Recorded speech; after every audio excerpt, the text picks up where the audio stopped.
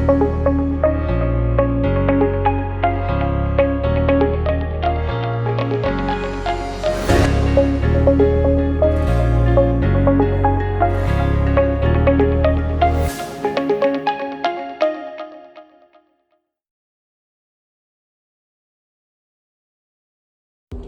guys, my name is Eleaine Barron. I am a PA, recently graduated PA. I graduated back in 2021, so a few months ago. Professor Gonzalez asked me to answer a few questions to give you guys a bit of an insight of what being a PA might look like for you guys in the very near future. So I'll answer some questions for y'all.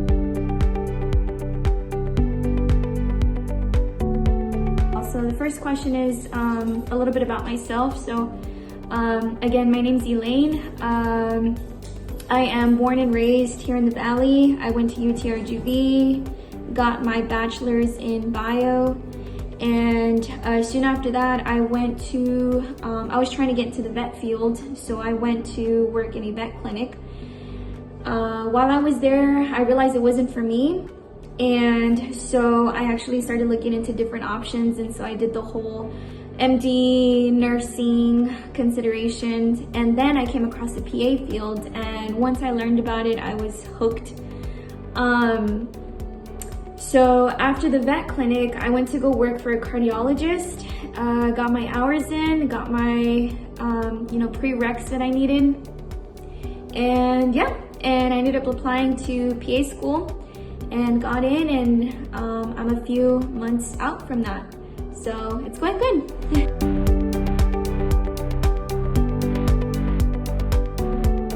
Okay, so next question, what field of medicine and what does my day look like? So I'm in a orthopedic clinic in McAllen with Dr. Pachero.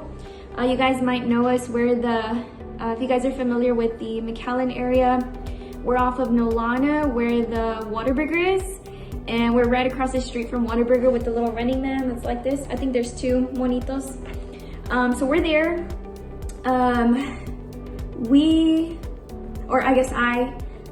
I do both clinic and surgery. So usually what my day looks like, I see maybe 25 to 30 patients a day. I see a lot of follow-ups. Usually our MDs take care of the new patients. I do get to see new patients, but I do more of like an evening shift on Fridays. So on Fridays, I'm working, it's pretty much, it's a long day. It's from like 8 till 10-ish, 8 a.m. till 10 p.m. So it's my long day, but I do like Fridays because I do get to see new patients, and we see some pretty cool cases there. And then occasionally Dr. Pachero will need some help in surgery. And usually we see a variation of either knees, shoulders, or fractures. That's kind of what our bulk surgeries are. So I get to help more with those, mostly the knee replacements, the rotator cuff repairs, and then any fractures that he might need extra hands for, I guess. I'll go help with that. So it's just depending on what he asks me for.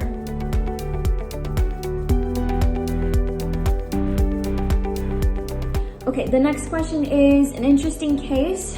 So an interesting case that I saw maybe recently was a patient who had a knee replacement surgery. So he was maybe a middle-aged man, and he had a knee replacement. It had been, I think, 8 or 9 months, and he had kind of like a chronic pain after the surgery. And usually we tell the patients, it's gonna take some time to recover. They go through a physical therapy treatment phase after the surgery, and pain and inflammation and discomfort, even residually months after, is a common thing, unfortunately. So this patient had been complaining of pain, and usually what we do is we kind of follow up with them periodically throughout that first year, just to make sure that, you know, that they're recovering okay. And he had some pain, and so I decided to do an x-ray. We were, I think, 8 or 9 months out from his surgery already, and usually we don't do x-rays until the annual mark, but he just kept, you know, saying that he wasn't getting better, and so I did an x-ray on him, and we ended up finding that he had a high-risen patella. So on the lateral view of his knee, you can see that his patella was kind of a little higher than where it should be. And so I started kind of assessing for his patella, and I did, you know, on physical exam, he had some tenderness around the patella tendon, and he could flex his knee, but he couldn't really extend his knee. And he had said that he was having difficulty driving, kind of picking up his leg and maneuvering between like the brake pedal and the gas pedal. And so he was having that difficulty picking up his leg and being able to place it on a different pedal.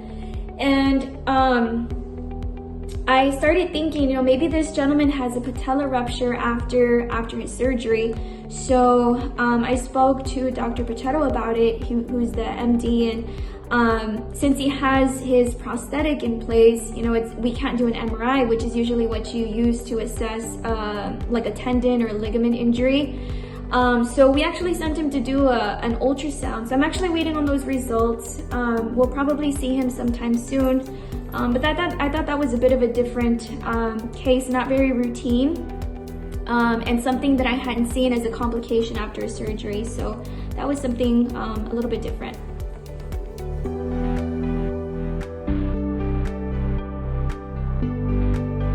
Okay, so the next question, which I love, is the first thing you purchased with your PA income. So the first thing I got the first thing I did actually, with my first paycheck, I was so excited. I called my family. Well, we had already made plans because I knew when I was gonna get paid, and my boyfriend's family, and I invited them to a crab place. We are big seafood fans. And so we went to a restaurant in Mission that's like, I think it's called Mr. Krabby or something like that.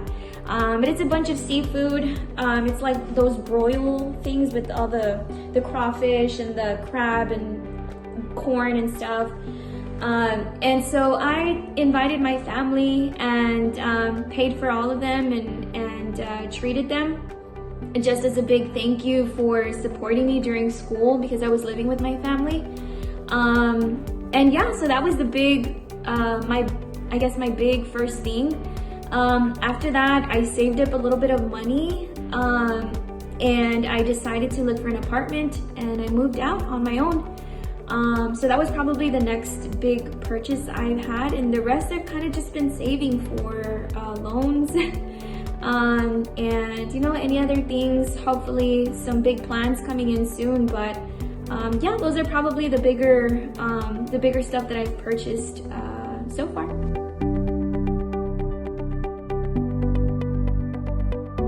Okay, next question is the most gratifying thing. So in my case, since I'm in clinic, I get to see a lot of follow-up patients, and I think for me, the most gratifying thing is that final discharge when the patients don't have any pain.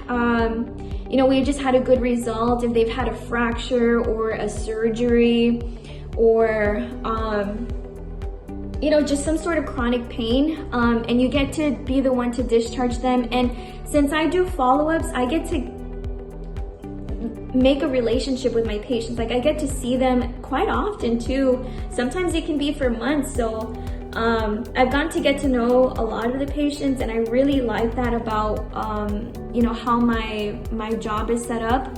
And so I would say that the most gratifying thing is definitely giving them that PRN. You know, you don't have to come back and you're doing so well, you don't have any pain, your fracture is healed.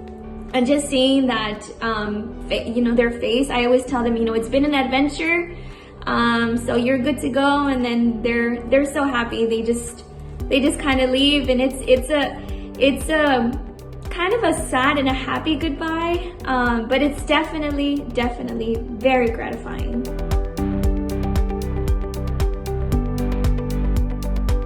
Okay, and last question is